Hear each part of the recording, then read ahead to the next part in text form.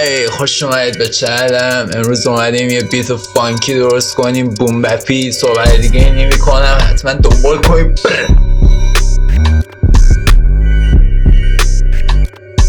خب بروبکس، بیت‌های فانکی معمولا از بل درست میشن، بلایی که در واقع کوبله. اینجور بلا رو مثل اینا ملودی اصلیش با همین ساونده و یه تریک بهتون یاد میدم که این تریک رو حتما استفاده کنیم واسه ساخت ملودی فانکیتون، که در واقع این تمپلیت رو داشته باشید شما و در واقع با این تمپلیت میتونید یکی از راحت ترین ملودی ها رو درست کنید.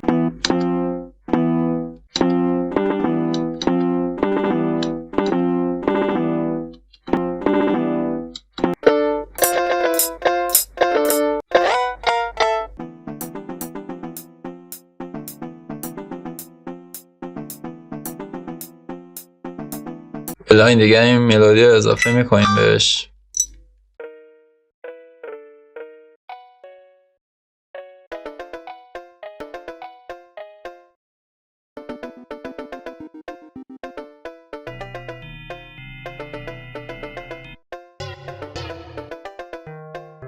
لاین پیگمنتس هم اضافه کردیم بهش.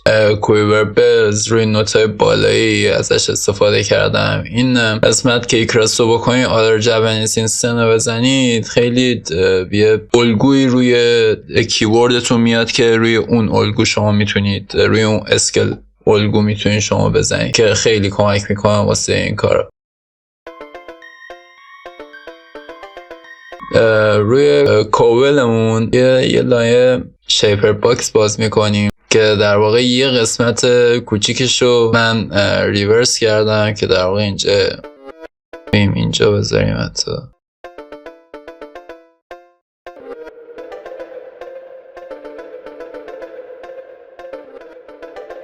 خب به نظر من خوبه. الان هم میریم روی ضربه اصلیش که در واقع کیکو استینرشه. من یه ریویوی از تمام صدا بهتون نشون میدم که گوش کنید.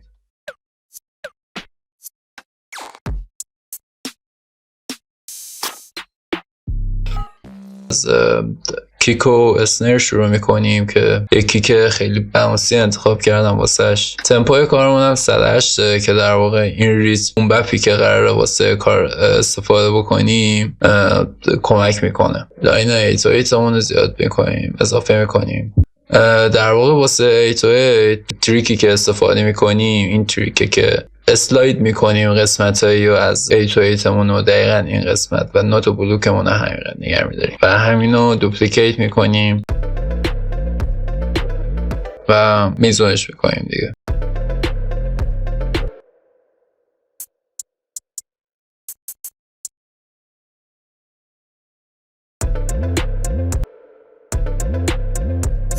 از یه سری وان شات تیبل استفاده کردم که یکم تکسچر گلیچی بهش بده.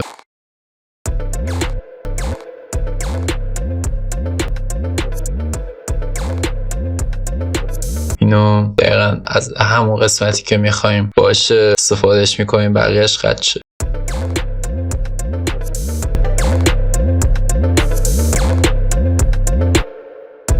در واقع بیت‌های فانکی خیلی روی فرکانساشون بازی زیاد میشه. در واقع روی فرکانس هایشون خیلی هارشی و نویزی طوری میکنن، این ایر زیاد به خود صدا میدن. در واقع یکی از این مدل است.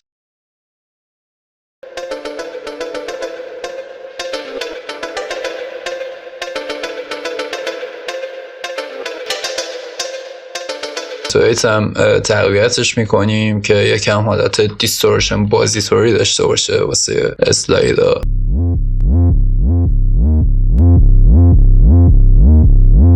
یکم دیستورشن بهش میدیم با یکی از پلگینای سانتویز دیکاپیتیتر، فکر کنم خوب باشه.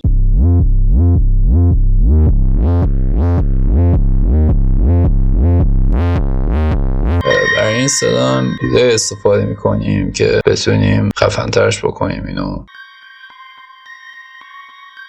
یکم پیچ شیفت میکنیم این با پلگین ویوز.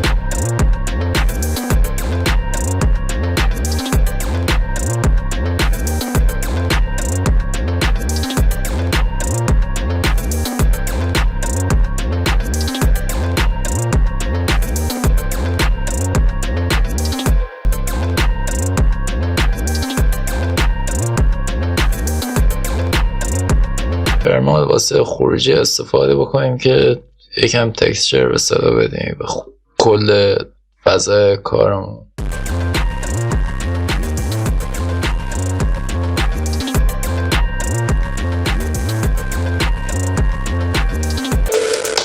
خب بروبکس این هم بود از بیت فانکی ما. یه سری تریک ها رو بهتون نشون دادم. این روزا ویدیویی که درست میکنم همه اینا استارت یه سری برنامه هایی که ما در آینده قرار انجام بدیم باهاتون. فقط من یه سری چیزا رو بهتون نشون میدم که فقط به عنوان پس زمینه داشته باشید اینا رو. شما قراره در آینده این سبکا رو بیشتر و اختصاصی تر بریم جلو، خیلی پیشرفته تر. و الان اگه میبینید من خیلی میبینیم به صورت مختصر میرم، فقط به خاطر اینه که یه سری پس زمینه داشته باشی راجع به این فقط چون قرار به صورت اختصاصی در آینده بریم این کار رو جلو.